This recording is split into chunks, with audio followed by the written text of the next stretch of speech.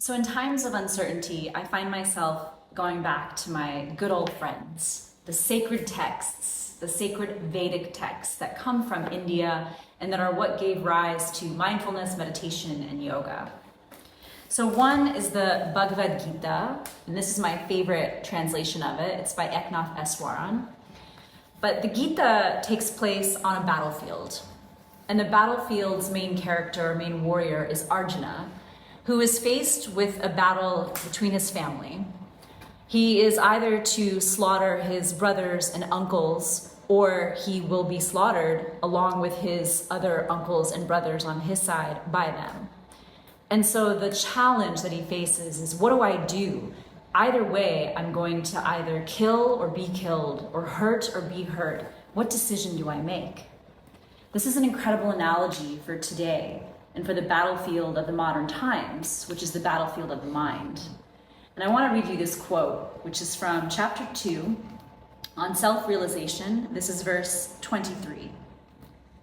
The self with a capital S, cannot be pierced by weapons or burned by fire. Water cannot wet it, nor can the wind dry it. The self cannot be burned or pierced, made wet or dry. It is everlasting and infinite, standing on the motionless foundations of eternity.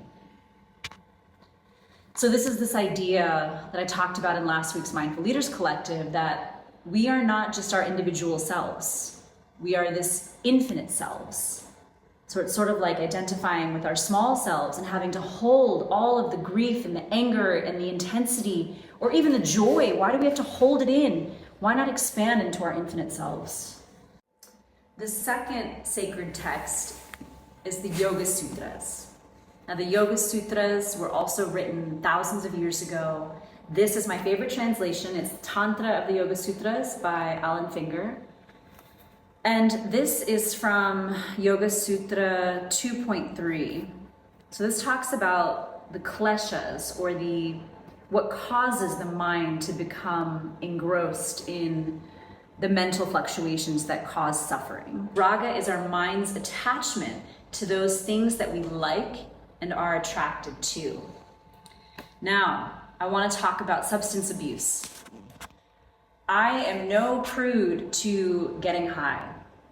I have experience, and I'm a big believer in plant medicines, and I've worked for several years with a couple of shamans that I am really grateful for. And I'm really mindful of how much alcohol and recreational substances I intake.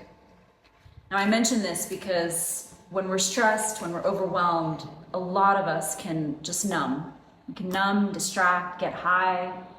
And I want to quote something that Gabor Mate said, that addiction is any behavior in the short term that causes long-term negative impacts.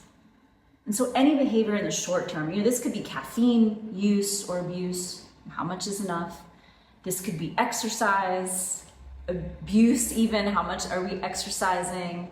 But most commonly, I see this show up in the conversations we have with ourselves, or that we're not having with ourselves, around substances. Whether it's the drinks, whether it's the pot, whether it's whatever else we're doing.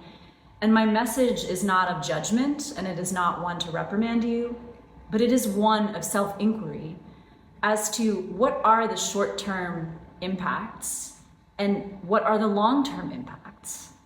And is there potentially an attachment to sensory pleasures, which all of these sacred texts talk about? We are not our senses. We are this infinite self. And so how can we be with the joy, be with the pleasure, be with the suffering, be with the pain, and step into the role of observer, not being affected, not being attached or averse to them? And so I hope these two messages help you in your path where you are right now. And let this be some insight, inspiration for today's Mindful Monday.